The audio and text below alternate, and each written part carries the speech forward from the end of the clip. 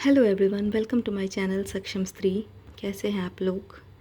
I hope आप सब लोग अच्छे होंगे और आप लोगों की पढ़ाई अच्छे से चल रही होगी। आज मैं आप लोगों के साथ शेयर करने वाली हूँ एनसीईआरटी क्लास 7 हिस्ट्री के चैप्टर 9 और 10 जो बच गए थे वीडियो बनाने, उसके नोट्स जो मैंने अपने लिए बनाए हैं, अपने सीटेट एग्ज़ाम के लिए बनाए थे। और अपने नोट्स से मुझे सीटेट एग्ज़ाम में काफ़ी ज़्यादा हेल्प हुई थी। एसएसटी में मेरे 49 मार्क्स आए थे, जो कि काफ़ी ज़्यादा अच्छे हैं। तो आप लोगों को अगर मेरे नोट्स हेल्पफुल लगे तो प्लीज़ मेरे वीडियो को लाइक करें और मेरे चैनल को सब्सक्राइब करें।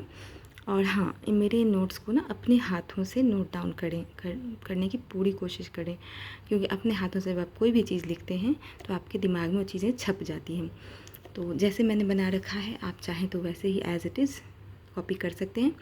और इन्हीं को बार बार आप अपने एग्ज़ाम के टाइम में रिवाइज़ करेंगे, बार बार पढ़ेंगे। एक बार आपके नोट्स रेडी हो जाएंगे, उसके बाद आपको क्या ज़रूरत है फिर से कुछ बुक खोल के देखने की। इन्हीं को बार बार आप पढ़ोगे। जैसे एक क्लास का एक बार पढ़ लिया और फिर अगले दिन दूसरी क्लास का पढ़ लिया, फिर उसके अगले दिन तीसरी क्लास का पढ़ लिया। ऐसे पढ़ पढ़ के एक बार में ख़त्म कर दो। एक दिन में एक क्लास का एक जो सब्जेक्ट है उसका कम से कम हिस्ट्री का ख़त्म कर लो एक दिन में। फिर अगले दिन पॉलिटी का ख़त्म कर लो, अगले दिन ज्योग्राफी का ख़त्म कर लो। ऐसे कर करके आप सारे के सारे ना रिवाइज़ करते जाना, ठीक है। जितना रिवाइज़ करोगे उतना ज़्यादा अच्छा रहेगा। और सीटेट में मार्क्स बढ़ाने के सबसे ज़्यादा हेल्पफुल तरीका जो है वो है प्रीवियस ईयर क्वेश्चन और अपने नोट्स का रिवीजन। तो प्रीवियस ईयर क्वेश्चन जितने भी आपसे हो पाए, एक आप बुक ले लो और उनसे आप बनाते जाओ। आपको उससे बहुत अच्छे से आइडिया लग जाएगा और उन्हीं में से काफ़ी सारे क्वेश्चंस रिपीट भी होते हैं। तो आपको इन नोट से भी हेल्प मिल जाएगी और उनसे बुक से भी आपका अच्छा खासा रिवीजन हो जाएगा। आप बहुत अच्छी तैयारी हो जाएगी और पहली बार में आप लोग सीटेट क्रैक कर लोगे आसानी से। तो लैंग्वेज की भी आप टेंशन मत लेना। लैंग्वेज के लिए मैंने एक वीडियो बना रखा है मेरे चैनल पे, आप उसे देख सकते हैं। और सीडीपी के लिए भी मैंने एक स्ट्रैटेजी वीडियो बना रखी है। और जैसे ही मेरा ये एसएसटी वाला कंप्लीट हो जाएगा तो आप सब लोग कमेंट करते रहते हो कि सीडीपी के लिए बताऊं, तो मैं सीडीपी के लिए भी आप लोगों को बहुत ज़रूर बताऊंगी, बहुत जल्द बताऊंगी। अब क्लास 7 का ये हो ही जाएगा हिस्ट्री वाला कंप्लीट, और पॉलिटी ज्योग्राफी तो हो ही चुका है कंप्लीट, क्लास 8 का भी हो चुका है कंप्लीट। तो क्लास 6 बस बचा हुआ है, उसका मैं कर दूँगी बाद में। उससे पहले मैं चाहूँगी कि मैं सीडीपी का ही कर लूँ, क्योंकि आप लोगों को बहुत ज़्यादा एक्साइटमेंट है सीडीपी के लिए, तो मैं उसके लिए भी बता दूंगी आप लोगों को। तो चलिए वीडियो स्टार्ट करते हैं। तो क्लास 7 एनसीईआरटी पॉलिटी का चैप्टर 9 क्षेत्रीय संस्कृतियों का निर्माण। अब इसमें आप बुक पढ़ोगे तो बहुत ही ज़्यादा टाइम लगेगा, उसमें से क्या क्या नोट डाउन करना है वो आप लोगों को समझना पड़ेगा। मैंने जो नोट डाउन कर रखा है वो सब इम्पॉर्टेंट है, इन सबको आप नोट डाउन करना, इन सबको आप याद रखना, ठीक है। महोदयपुरम जो है वो चेर राज्य केरल में 9वीं शताब्दी में मलयालम भाषा का विकास हुआ था। वहाँ पे महोदयपुरम में कौन सा राज्य था? चेर राज्य। और ये कहाँ पे था? केरल में। और कब? 9वीं शताब्दी में। और यहाँ कौन सी भाषा थी? मलयालम भाषा। अब लीला तिलकम जो है वो व्याकरण है और काव्य शास्त्र है, एवं मणि प्रवालम शैली में लिखा गया है। मणि प्रवालम का मतलब होता है, मणि मतलब हीरा और प्रवालम मतलब मूंगा। तो हीरा यहाँ पे डिनोट करता है संस्कृत भाषा को और मूंगा डिनोट करता है क्षेत्रीय भाषा को। तो लीला तिलकम कौन सी शैली में लिखा गया है? मणि प्रवालम। मणि प्रवालम का मतलब क्या होता है? हीरा मूंगा। हीरा से संस्कृत, मूंगा से क्षेत्रीय भाषा। पुरी उड़ीसा में है और जगन्नाथ संप्रदाय स्थानीय देवता पूजा करते थे और बाद में उन्हें विष्णु मान लिया गया। अनंत वर्मन गंग वंश के थे। 1230 में राजा अनंग भीम तृतीय ने अपना राज्य जगन्नाथ को अर्पित किया और स्वयं को प्रतिनियुक्त मान लिया। अनंत वर्मन जो थे वो गंग वंश के थे और 1230 में उनके जो राजा हुए अनंग भीम तृतीय, अनंत वर्मन नहीं, अनंग भीम तृतीय जो हुए, उन्होंने अपने आप को जगन्नाथ का प्रतिनियुक्त मान लिया और उन्होंने कहा कि मेरा पूरा राज्य जो है वो भगवान जगन्नाथ को समर्पित है और मैं भगवान जगन्नाथ का अधीन होकर के राज्य चलाऊँगा। फिर राजपूत जो थे वो पृथ्वीराज हुए एक, इन्होंने मृत्यु वर्ण करना सही समझा लेकिन पीठ नहीं दिखाया। राजपूतों की कहानी जो है वो चारण भाटों द्वारा गाई जाती है, ये भी इम्पॉर्टेंट है। कथक जो नृत्य है एक शैली, उसमें कथा या कहानी हाव भाव के माध्यम से पेश किया जाता है। उत्तर भारत के मंदिर में कहानी सुनाने वालों की जाति हुआ करती थी। हाव भाव एवं संगीत के माध्यम से अपना नृत्य प्रस्तुत किया करते थे, मनोरंजन किया करते थे। तो कथक नृत्य कहाँ से रिलेटेड है? आप उत्तर प्रदेश से मान सकते हो। एग्जैक्टली नहीं पता है, लेकिन उत्तर प्रदेश से ही माना जाता है। 15वीं से 16वीं सदी भक्ति आंदोलन के साथ रासलीला भी शुरू हो गया है उसमें। मुग़ल दरबार में कथक नृत्य को प्रोत्साहन मिला था। बाद में जब औरंगज़ेब आया तो उसने फिर बोला कि अब ये सब नहीं चाहिए, हटाओ इस सबको। राजस्थान और लखनऊ में भी फला फूला कथक नृत्य। अवध के अंतिम नवाब वाजिद अली शाह का कथक को संरक्षण मिला था। क्लिष्ट द्रुत पद संचालन, उत्तम वेशभूषा, अभिनय, कहानी पर जोर कथक नृत्य में होता था। ये सब ब्रिटिश कथक नृत्य को नापसंद करते थे, फिर भी गणिकाओं द्वारा पेश किया जाता था। कथक नृत्य करने वालों को, स्त्रियों को गणिकाएँ कहा जाता था। ब्रिटिश नापसंद करते थे, फिर भी गणिकाएँ पेश करती थी। अब 6 जो शास्त्रीय नृत्य हैं, इन्हें आप अच्छे से याद रखना। ये आपको ना मैच करने में, कॉलम मैच करने में आते हैं, या तो स्टेटमेंट में भी आ सकते हैं। तो शास्त्रीय नृत्य कितने हैं? 6 हैं, स्वतंत्रता प्राप्ति के पश्चात। पहला है भरतनाट्यम तमिलनाडु, कथकली केरल, ओडिसी ओडिशा का, कुचिपुड़ी आंध्र प्रदेश, मणिपुर और कथक जो है ये उत्तर प्रदेश का है। उस समय मुझे नहीं मिला था एक एग्जैक्ट, तो मैं नहीं लिख पाई थी, पर बाद में मैंने जब हर जगह देखा तो पता चला कि ये उत्तर प्रदेश से ही रिलेटेड है। अब लघु चित्र होता था जल रंग से कागज कपड़ों पर पहले तालपत्र, लकड़ी की तख्ती पर सबसे सुंदर जैन ग्रंथ चित्र मुगलों द्वारा संरक्षित। लघु चित्र क्या होता था? जल रंग से, पानी के कलर से बनाया जाता था कागज पर और कपड़ों पर। सबसे पहले इसे तालपत्र और लकड़ी की तख्ती पर बनाया जाता था। और सबसे सुंदर लघु चित्र है जैन ग्रंथ चित्र, मुगलों द्वारा संरक्षित। मुगल इसको संरक्षित करते थे, प्रोत्साहित करते थे। अब बसहोली हिमाचल प्रदेश की लघु चित्र शैली है। भानुदत्त की रासमंजरी इसका एक उदाहरण है। और 1739 में नादिर शाह जब दिल्ली जीता तो मुग़ल पहाड़ों में भाग गए और वहाँ पहाड़ों में कांगड़ा शैली विकसित हुई। कांगड़ा उनके पहाड़ों में चले गए तो कांगड़ा शैली इस लघु चित्र की विकसित हो गई। इसमें अब ठंडे नीले, हरे और कोमल रंगों का प्रयोग होने लगा। पहले चटक रंगों का प्रयोग होता था, अब ठंडे नीले, हरे और कोमल रंगों का प्रयोग होने लगा कांगड़ा शैली में। कब? 1739 में, जब नादिर शाह दिल्ली जीत गया तो सबको भगा दिया वहाँ से, दिल्ली से, तो सब पहाड़ों में चले गए।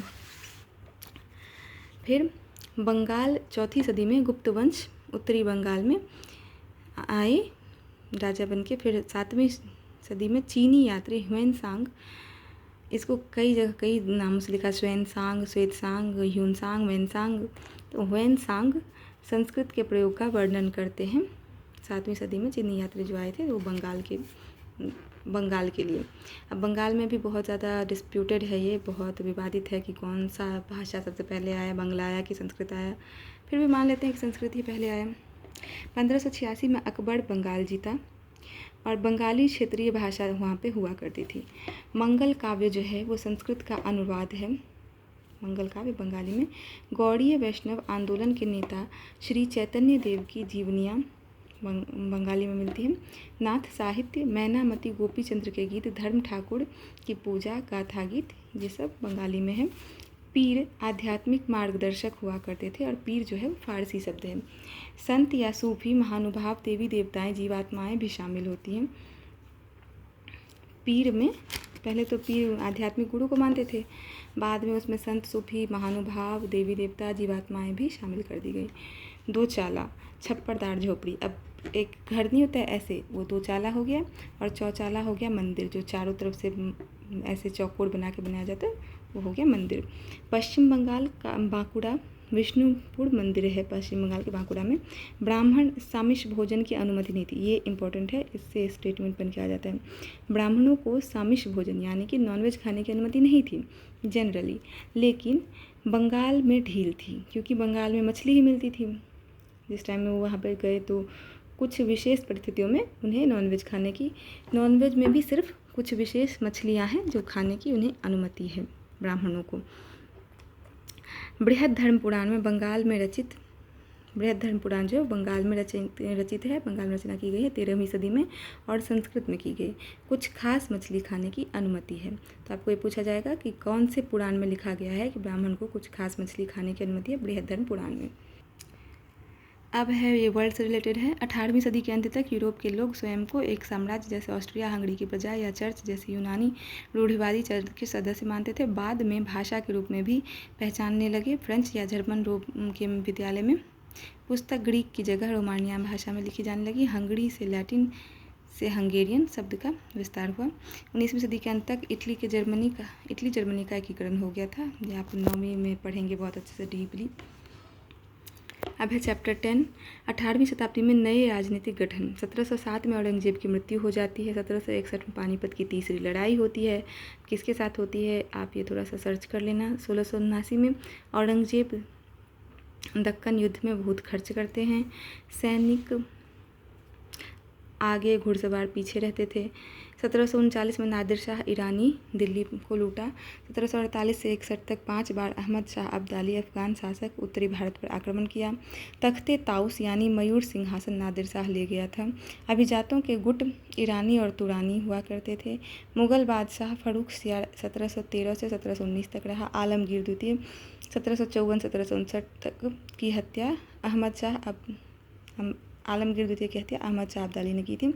शाह आलम द्वितीय जो है उन्हें अंधा कर दिया था अहमद शाह अब्दाली ने। अब 18वीं सदी के राज्य अवध, बंगाल व हैदराबाद मुगल से औपचारिक संबंध रखते थे और खुद को स्वतंत्र कर चुके थे। राजपूत प्रदेश जो पहले से मुगलों से स्वतंत्र थे। मराठा, सिख व जाट भी स्वतंत्रता छीनी थी, मुगलों से छीन ली थी स्वतंत्रता। सब खुद को अब स्वतंत्र करने लगे, छोटे छोटे राज्य बन गए। पहले मुगल ही पूरा भारत पे शासन करते थे, अब छोटे छोटे राज्य बनने लगे। तो यहीं से जब बिखरना शुरू हुआ तो फिर अंग्रेज़ों का आगमन शुरू हुआ। फिर अवध जो है वहाँ पे सआदत खान 6000 जात था। बंगाल मुर्शीद कुली खान का 7000 जात था। हैदराबाद आसफ शाह का 7000 जात था। हैदराबाद की स्थापना निज़ाम उल मुल्क आसफ शाह ने किया था। मुगल बादशाह फर्रुख सियार का सदस्य था। अवध बुरहान उल मुल्क सआदत खान ने सूबेदार बना था 1722 में अवध का। बंगाल मुर्शीद कुली खान नायाब थे। अली वर्दी खान का शासन जगत सेठ अत्यंत समृद्ध साहूकार घराना था। अब है इजारेदारी मुगल नापसंद, अभिजातों को पसंद। अब इजारेदारी जो होती थी वो मुगलों को नापसंद थी, लेकिन अभिजात जो ये सब बने थे छोटे छोटे राज्य के राजा सब, वो मुगलों के अभिजाती थे। मुगलों ने ही उन्हें बसाया था, बाद में वो खुद को स्वतंत्र कर दिए, तो अब अभिजातों को पसंद आने लग गया। मेवाड़ के राणा प्रताप जो थे 1572 में मुगल अधिराजत्व को स्वीकार न करने वाला एकमात्र राजपूत राज्य था। अब है अजीत सिंह जोधपुर गुजरात में। जय सिंह अंबर मालवा में इनको सूबेदारी मिली थी। 12 वर्ष में आगरा के सूबेदार बने थे जय सिंह। बादशाह जहांगीर शाह 1713 में। चित्तौड़गढ़ किला राजस्थान में। जंतर मंतर जयपुर में भी है, मुझे पहले लगता था दिल्ली में ही है पर जयपुर में भी है, जय सिंह ने बनवाया था। 1699 में गुरु गोबिंद सिंह खालसा पंथ 10वें गुरु थे सिख के, और 1760 में मृत्यु हो गई गुरु गोबिंद सिंह की। उनके बाद बंदा बहादुर ने सिक्का बनवाया। 1715 में बंदी बना लिया और 1716 में मार दिया बंदा बहादुर को, औरंगजेब ने ही मारा था। सिख पहले जत्थों में फिर मिसलों में खुद को संगठित किया, फिर सेना दल खालसा बना। गुरुमत्ता गुरु का प्रस्ताव। राखी सुरक्षा, राखी का मतलब सुरक्षा होता था। महाराज रंजीत सिंह 1799 में लाहौर राजधानी बनाया था। अब मैंने कुछ बुलेट पॉइंट्स लिखे मराठा के बारे में। 1630 में शिवाजी का जन्म शाहजी और जीजाबाई के से हुआ था और दादा कोंडदेव मार्गदर्शक थे। इनके पेशवा कहे जाते थे। गुरिल्ला युद्ध कला इनकी थी। राजस्व संग्रह प्रणाली चौथ और सरदेशमुखी थी। देशमुख परिवार से थे ये। मृत्यु पश्चात सत्ता चितपावन ब्राह्मणों के हाथ में। पुणे मराठा की राजधानी। मुगलों के किलाबंद इलाके में टक्कर नहीं देते थे, मेरे टाइम में ये क्वेश्चन आया था। मैदानी इलाके में मुठभेड़ करते थे जहाँ रसद और कुमक न मिले, थोड़ा सा दिमाग लगाते थे। सरदेशमुखी दक्कन में राजस्व संग्रहकर्ता को दिया जाने वाला भू राजस्व का 9 से 10% हिस्सा सरदेशमुखी कहलाता था। 1761 में पानीपत की तीसरी लड़ाई हुई। जाट नेता चूड़ामण थे, समृद्ध कृषक थे। सूरजमल भरतपुर में थे। 1739 नादिर शाह ने दिल्ली को लूटा। पुत्र जवाहिर शाह के पास 30,000 सैनिक थे, 20,000 मराठा, 15,000 सिख। देखो ये इधर के जो है ना मराठा और सिख को मिला करके ही ये जवाहिर शाह ने इतना बड़ा सैनिक अपना बना लिया था। फ्रांसीसी क्रांति अमरीकी 1776, 1781 और फ्रांसीसी क्रांति ने अभिजात वर्ग एवं सरकारों सामाजिक हिस्सा न मिलने को चुनौती दी। प्रजा से अब नागरिक कहलाने लगे। तो बस यहाँ पे होता है आपका क्लास 7 NCERT हिस्ट्री का ऑल चैप्टर, 10 चैप्टर कंप्लीट हो जाता है। अब मैं इसके बाद देखती हूँ, आप लोगों का CTP करा दूँगी। उसके बाद क्लास 6 बच गया है तो उसका भी करवा दूँगी मैं, ठीक है। मेरे वीडियो अगर आप लोगों को अच्छे लगे तो मेरे वीडियो को लाइक करना और मेरे चैनल को ज़रूर से सब्सक्राइब करना और मेरे वीडियो को शेयर करना। और आपको सीटेट से रिलेटेड अगर कोई भी डाउट हो, कोई भी क्वेश्चन हो मन में, तो आप मेरे कमेंट सेक्शन में ज़रूर से पूछ सकते हैं। मैं आपके हर कमेंट का रिप्लाई देने की कोशिश करूँगी। और मेरे चैनल पर जितने भी वीडियोज़ हैं सीटेट से रिलेटेड, वो सारे आप देख डालना, ठीक है। आपके लिए बहुत हेल्पफुल है। और अपने हाथों से नोट्स बनाना। वीडियो में एंड तक बने रहने के लिए thank you so much. Bye bye, मिलते हैं नेक्स्ट वीडियो में।